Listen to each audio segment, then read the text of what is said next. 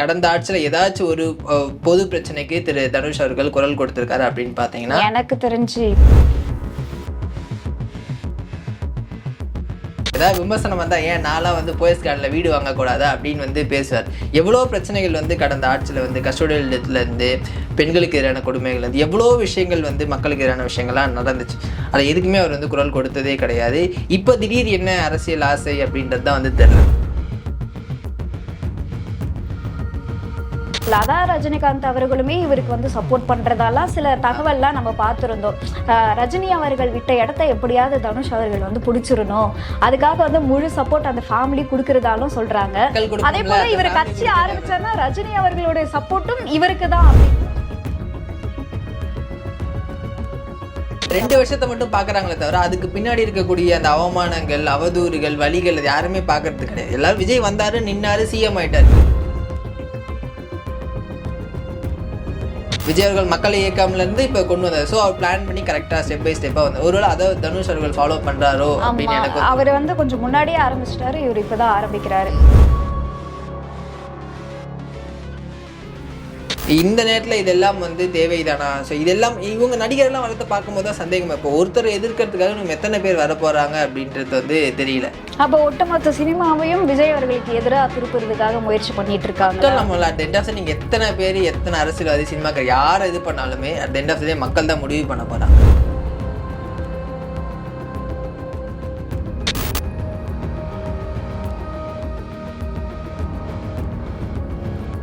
ஜாம்பவான் நேயர்களுக்கு வணக்கம். நான் உங்க தீபிகா. நான் உங்க நவை. ஒருத்தர் இதுக்கு முன்னாடி போயஸ் கார்டன்ல நான்லாம் வீடு வாங்கக்கூடாதா அப்படின்ற மாதிரி சொன்னாரு. ஆனா இப்போ நான்லாம் கட்சி ஆரம்பிக்க கூடாதா என்ன அப்படின்ற ஒரு நிலைக்கு தள்ளப்பட்டிருக்காரு.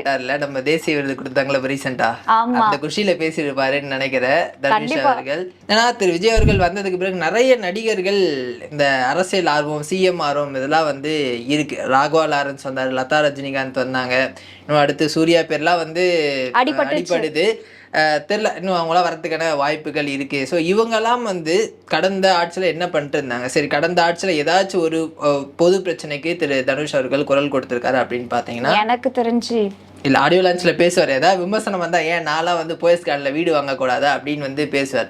எவ்வளோ பிரச்சனைகள் கடந்த ஆட்சியில் கஸ்டோடியல் டெத்ல இருந்து பெண்களுக்கு எதிரான கொடுமைகள் இருந்து எவ்வளோ விஷயங்கள் மக்களுக்கு எதிரான விஷயங்கள்லாம் நடந்துச்சு. அதை எதுக்குமே அவர் குரல் கொடுத்ததே கிடையாது. இப்போ திடீர் என்ன அரசியல் ஆசை அப்படின்றது தான் தெரில.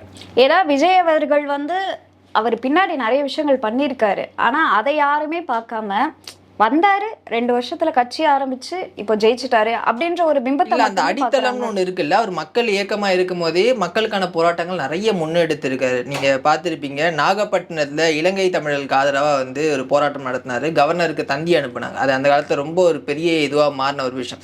அதே மாதிரி அண்ணா ஹசாரே ஊழலுக்கு எதிரான போராட்டம் நடத்தின போது அங்க போய் சப்போர்ட் பண்ணார். ஜல்லிக்கட்டுக்கு போய் சப்போர்ட் பண்ணாரு. டிமானிட்டைசேஷன் வரும்போது எல்லா தலைவர்களும் அதை ஆதரிச்சாங்க. ரஜினி, கமல் இவங்களாம் அதை ஆதரிச்சாங்க. புதிய இந்தியா பிறந்து விட்டெல்லாம் சொன்னாங்க. ஆனா அதுல மக்களுக்கு பாதிப்பு இருக்குன்னு சொன்னது முதல் நடிகர், கட்ஸ்ல ஒரே நடிகர் திரு விஜய் அவர்கள். அதே போல இப்போ நீட் தேர்வுல உயிரிழந்த அனிதா அவங்களுடைய வீட்டுக்கு போயிட்டு அந்த துக்கம் விசாரிக்கிறது, இது போல நிறைய விஷயங்கள் அவர் முன்னெடுத்து பண்ணிட்டு இருக்காரு. ஏன்னா இப்போ வரதா புயல் வரும்பொழுதும் மக்களுக்காக நிவாரணம் கொடுத்திருந்தாரு. ஸோ இது போல நிறைய டைம்ல இந்த மழைக்கால அந்த டைம்லயும் நிவாரணம் கொடுக்கறது எல்லா நடிகர்களும் கொடுப்பாங்க. சோ விஜய் அவர்களும் அப்ப கொடுத்திருக்காரு நிறையவே.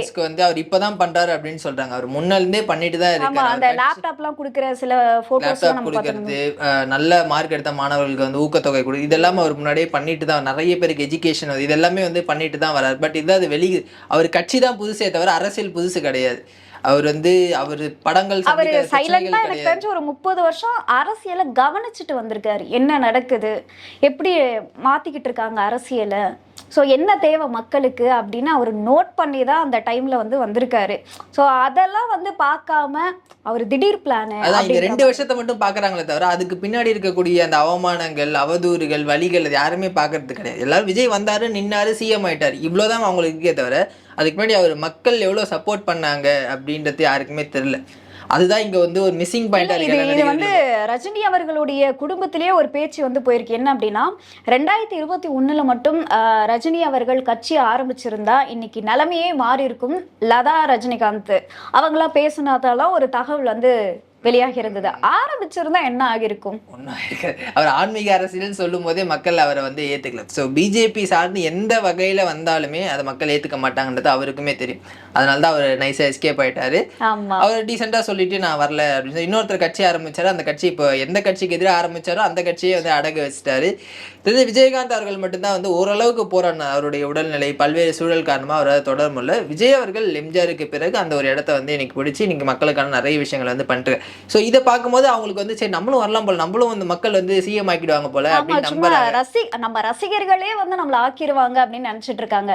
பட் ஆனா அவங்க நிறைய விஷயங்களை கம்பேர் பண்ணி பார்க்கணும். மக்கள் வந்து வெறும் ரசிகனா இருந்தா மட்டும் ஓட்டு போட்டுற மாட்டாங்க. களத்துல என்ன பண்ணிருக்காங்க பார்க்கல. அதுதான் இங்க விஜய் வந்து அவங்க வீட்டுல இருக்கக்கூடிய ஒரு பர்சன், ஒரு அண்ணனா தம்பியா மாமாவா இப்படிதான் பார்த்தாங்க. அந்த ஒரு அன்பு மற்ற நடிகர்களுக்கு இருக்கா அப்படின்னா அது பெரிய கொஸ்டின் மார்க் தான். ஏன்னா இப்போ நீ படம் நடிச்சாலும் சரி நடிக்கலனாலும் சரி விஜய் அவர்களுக்கு ஆதரவா வந்து மக்கள் எப்பவுமே வந்து இருந்திருக்காங்க எல்லா பிரச்சனையும். ஸோ அந்த மாதிரி உங்களுக்கு இருந்தால் நீங்க தாராளமா வரலாம். நீங்க அரசியலுக்கு யார் வேணாலும் வரலாம். பட் அந்த அளவுக்கு வந்து மக்கள் உங்களை நம்புறாங்கன்றது தான் இங்கே விஷயம். ஸோ அவர் பேசுனதை பற்றியோ நம்ம பேசுனதை பற்றியோ இது இருக்குது. மக்கள் நம்புறாங்களா? இப்போ மக்கள் என்ன கேட்பா, நீ எனக்காக எந்த போராட்டத்தில் முன்னெடுத்திருக்க, எனக்காக எப்போ நீ நின்று இருக்க அப்படின்ற ஒரு கேள்வி எது இல்லையா? அதனால தான் இந்த ஒரு விஷயத்த வந்து நான் கேட்குறேன். கண்டிப்பாக. இப்போ இவர் வந்து அதாவது ஒரு நிகழ்ச்சியில் பேசியிருந்தார் இல்லையா, அவர் என்ன சொல்கிறாரு அப்படின்னா, ரசிகர்கள் எல்லாருமே வந்து இந்த பிறந்த நாள் ஆடியோ லான்ச் இது போல் நிகழ்வுகளில் மட்டும் பங்கேற்காம ஏழை மக்களுக்கான உதவிகளும் நீங்கள் பண்ண ஆரம்பிக்கணும் அப்படின்ற மாதிரி அவரு சொல்றாரு. ஆமா, பண்ண ஆரம்பிக்கணும் அப்படின்னா அப்ப நீங்க எப்போ பண்ண போறீங்க அப்படின்ற ஒரு விஷயம் இருக்கு இல்லையா? நீங்க காசுல அவங்க பண்ணி அவங்கள பட சொல்லல, நீங்க பண்ணீங்க. அதுக்கப்புறம் அவங்கள பார்த்து உங்க ரசிகர்கள் வந்து பண்ணுவாங்க. ரசிகர் மன்றம் சார்பா வந்து நிறைய விஷயங்கள் பண்ணுவாங்க. ஸோ அவங்கள மட்டுமே பண்ணுங்க அப்படின்னா அப்போ நீங்க பண்ண மாட்டீங்களா அப்படின்ற கேள்வியுமே வந்து எழும்புது. ஏன்னா நீங்க தான் ஃபர்ஸ்ட் அடித்தளமா இருக்கணும், நீங்க தான் முன் உதாரணமா இருக்கணும் ரசிகர்களுக்கு. நீங்க பண்ணும்பொழுது ஆட்டோமேட்டிக்கா அவங்க பண்ண போறாங்க.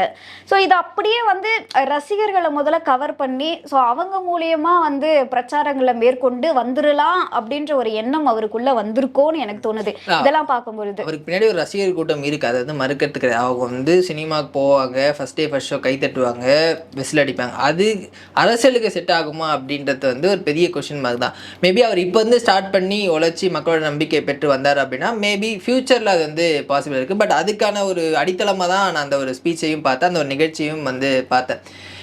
விஜய் அவர்கள் மக்கள் இயக்கம்லேருந்து இப்போ கொண்டு வந்தார். ஸோ அவர் பிளான் பண்ணி கரெக்டாக ஸ்டெப் பை ஸ்டெப்பாக வந்து ஒருவேளை அதை தனுஷ் அவர்கள் ஃபாலோ பண்ணுறாரோ அப்படின்னு எனக்கு. அவர் வந்து கொஞ்சம் முன்னாடியே ஆரம்பிச்சிட்டாரு, இவர் இப்போதான் ஆரம்பிக்கிறாரு. ஏன்னா இன்னும் இவருக்கு டைம் இருக்கு அப்படின்னு அவரே நினைச்சிட்டு இப்போதான் அடித்தளம் போடுறாரா அப்படின்றதும் தெரியல, இல்லை திடீர் ஆசையான்னு கூட தெரியல. இப்படிதான் ஒருத்தர் கட்சி ஆரம்பிச்சாரு, கொடிலாம் வந்து அறிமுகப்படுத்தினாரு புரட்சி தளபதி விஷால் அவர்கள். அவர் கொஞ்ச நாள் சைலண்ட். அவர் எப்போவாவது வரலாம், வாய்ப்பு இருக்கு, என்ன இடத்துலயும் அண்ணன் வந்து வருவாப்ல.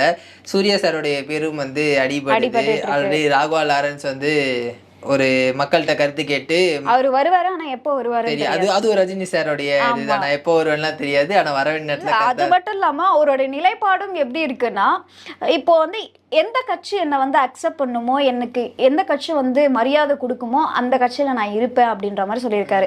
அப்போ புதுசா கட்சி ஆரம்பிக்கிறதுக்கான வாய்ப்பு இல்லையோ, இருக்கிற கட்சியில ஏதோ ஒரு கட்சியில சேர போறாரு மட்டும் ஒரு பாயிண்ட் வந்து கொடுத்திருக்காரு. அண்ணாமலை வேற வராரு, டஃப் காம்படிஷனா இருக்கும் போல வரக்கூடிய தேர்தல் வந்துகிட்டே இருக்காங்க. என்னது இப்போ கொஞ்ச நாளுக்கு முன்னாடியில இருந்து பாத்தீங்க அப்படின்னா அரசியல் அப்படின்றது வந்து சாக்கடை அப்படி இப்படின்னு பேசிட்டு எல்லாரும் ஒதுங்கி இருந்தவங்கலாம் இப்போ வந்து நிறைய பேர் வர ஆரம்பிச்சுட்டாங்க, பேசுறாங்க. ஏன்னா யாரு காரணம் இல்ல, ஆக்டர்ஸ்லாம் இப்ப கருத்து தெரிவிக்கிறாங்கன்னா அது நான் இப்பதான் பாக்குறேன். இதுக்கு முன்னாடி வந்து நல்லதோ கெட்டதோ எதுக்குமே அரசியல் ரீதியா எந்த ஒரு ஆக்டருமே வந்து எந்த ஒரு ஆக்டரும் நிறைய பேர் கருத்தை தெரிவிக்க மாட்டாங்க. கடந்த 5 வருஷத்துல இந்த மாதிரி ஒரு பொது பிரச்சனைக்கு நடிகர்கள் குரல் கொடுத்து பாத்துருக்கீங்களா? நான் பெருசா பார்த்தது கிடையாது. ஏதாவது அங்கும் ஒன்று இங்கும் ஒன்று அது போல வந்து படாம அந்த பேரெல்லாம் யூஸ் பண்ண மாட்டாங்க, அதான் மக்களுக்கு கூட இருக்கும் அப்படின்ற மாதிரி வந்து முடிச்சிருவாங்க. ஆனா இதுக்கப்புறம் பாருங்க நிறைய போராளிகள் வருவாங்க. நம்ம ஏற்கனவே கூட ஒரு வீடியோ போராளிகள் அப்படின்ட்டு. ஸோ இவங்கெல்லாம் என்னன்னா திமுக ஆட்சி இருக்கும்போது சைலண்டா இருப்பாங்க. ஏன் இப்போ தனுஷோட இட்லி கடை படமே யார் ப்ரொடியூஸ் பண்ணது? ரெட் ஜெயின் ப்ரொடியூஸ் பண்ண. அது இன்பன் உதயநிதியோட முதல் திரைப்படம் அவர் வந்து சிஇஓ ஆனதுக்கு பிறகு. அந்த ஒரு ஏன்னா இதுக்கு முன்னாடி திமுக இருக்கு அப்படின்ற ஒரு பரவலான பார்வையும் வந்து இருக்கு. ஏன்னா தனுஷ் அவர்களும் உதயநிதி அவர்களும் எவ்வளவு க்ளோஸ் அப்படின்னு நமக்கு தெரியும். நிறைய படங்களும் வந்து பண்ணியிருக்காங்க. இப்போ படம் சொன்னதுக்கு அப்புறம் தான் இன்னொரு விஷயமே ஞாபகம் வருது. இந்த கொடி படமே ஒருவேளை நானும் அரசியலுக்கு வர போறேன்னு தான் எடுத்தாங்க இருக்குமா? இவருக்கு சர்க்கார் மாதிரி அவருக்கு வந்து கொடி. ஏன்னா அதுலயுமே வந்து முழுக்க முழுக்க ஒரு அரசியல் ரீதியா நிறைய விஷயங்களை வந்து அரசியல் ரீதியா அதை கொண்டு போயிருப்பாங்க. நானும் வரப்போறேன் அப்படின்ற ஒரு ஐடியாவில தான் அதை பண்ணிருப்பாங்க. வர்றது யார் வேணாலும் வரலாங்க. மக்கள் உங்களை நம்புறாங்களான்றது தான் இங்க பிரச்சனை. ஏன்னா இப்போ மக்கள் வந்து திரு விஜய் அவர்களுடைய அரசை வந்து கொண்டாடிட்டு இருக்காங்க. அவர் பண்ணக்கூடிய விஷயங்களை வந்து கொண்டாடிட்டு இருக்கிறத நம்மளால வந்து பார்க்க முடியும். இதை தாண்டி அவருடைய புகழையோ இல்லை அவருடைய செல்வாக்கையோ வேற ஒரு நடிகராலேயோ இல்லை வேற ஒரு கட்சினாலேயோ அவ்வளோ சீக்கிரம் அவர்கிட்ட இருந்து எடுக்க முடியுமான்றது ஒரு $1 மில்லியன் கொஸ்டின். அதுக்கு இன்னும் கிட்டத்தட்ட எனக்கு தெரிஞ்சு ஒரு 20 to 25 வருடங்கள் வந்து ஆனா இதுக்கு முழுக்க முழுக்க வந்து ரஜினி அவர்களுடைய ஃபேமிலி என்னதான் இவர் வந்து அவருடைய மகளை வந்து டிவோர்ஸ் பண்ணிட்டு வந்தாலுமே அவரோட ஃபேமிலியில ரஜினி அவர்களுக்கு அப்புறம் அதிக ரசிகர்கள் வச்சிருக்கக்கூடிய இவர் ஒரு ஆளா இருக்காரு.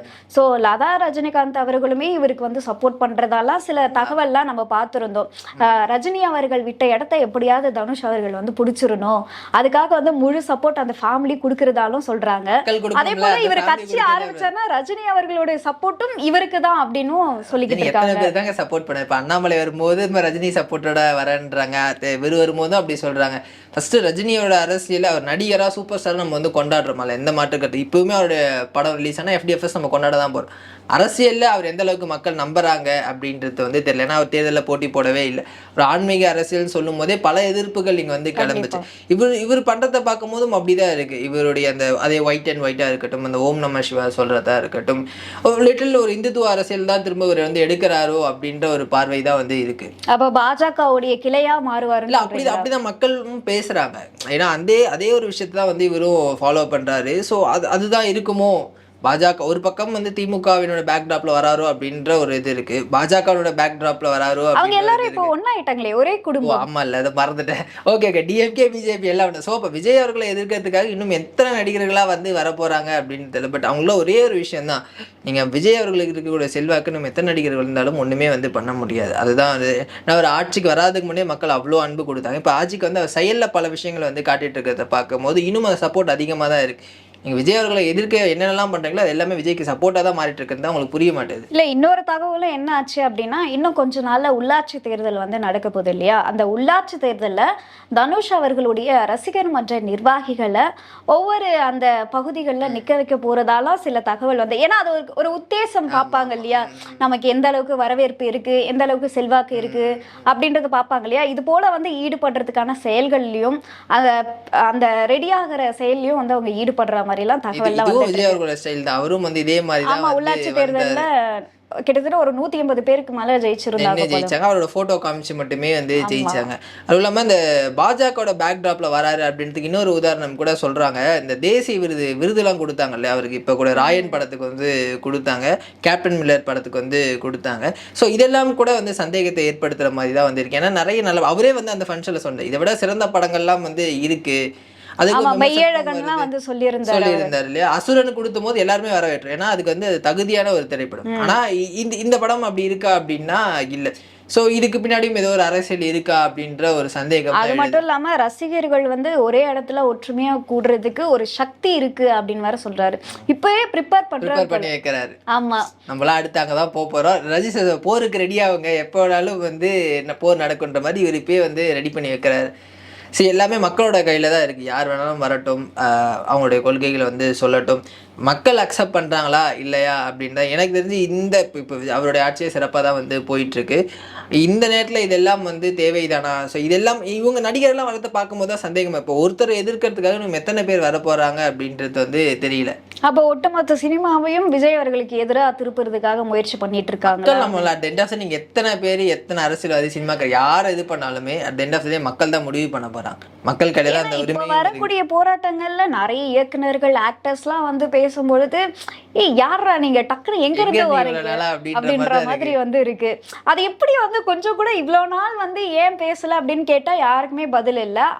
அதை தவிர்த்துட்டு விஜய் அவர்கள் ஏன் பேசல அப்படின்ற மாதிரி மொத்தமா வந்து சினிமாவை கண்ட்ரோல் பண்ணிடுச்சு. அதை மீறி வர தைரியம் வந்து எந்த ஒரு நடிகருக்கோ இல்லை எந்த ஒரு இயக்குனர்களோ கிடையாது. இப்ப ரெட் ஜெயண்ட் கிடையாது, மொத்தமா முடிச்சு விட்டாங்க. அதனால வராங்க பார்ட் டைமா இந்த பக்கம் வந்து பார்த்துட்டு போகலாம் அப்படின்னு. திரும்ப ஒரு வேளை ரெட் ஜெயண்ட் வர்றதுக்கு வாய்ப்பு இல்லை, வந்துச்சுன்னா திரும்ப போயிடுவாங்க, சைலண்ட் மோடுக்கு போயிடுவாங்க.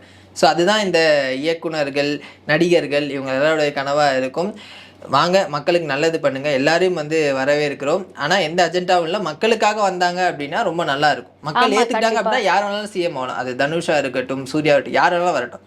மக்கள் ஏத்துக்கிறாங்களா அப்படின்றது ஏன்னா அவங்களுடைய சுயநலத்துக்காக யாரும் வந்து வராம இருந்தா நல்லது. ஏன்னா அரசியல்ல வந்து ரொம்பவே மோசமான ஒரு சுச்சுவேஷன்ல இருந்து இப்போ அந்த நிலை வந்து மாறிட்டே வருது. மறுபடியும் அந்த நிலைக்கு உங்களுடைய சுயநலத்துக்காகவும் உங்களுடைய அரசியல் ஆதாயத்துக்காகவும் வந்தா மக்களுடைய நிலைமை இன்னும் மோசமா தான் ஆகுமே தவிர்த்து மக்கள் இன்னும் மேலும் மேலும் வர முடியாது. புரியுங்க, மக்கள் யாருக்கு நமக்காக யார் வரான்றது மக்களுக்கு தெரியும். அதை மக்கள் பார்த்துப்பாங்க. அவர் சீமானா ஆகிறாரா விஜய் ஆகிறான்றது மக்கள் கையில தான் இருக்கு. அதாவது சீமானவர்களா ஆகிறாரா நீங்க கேட்டீங்க.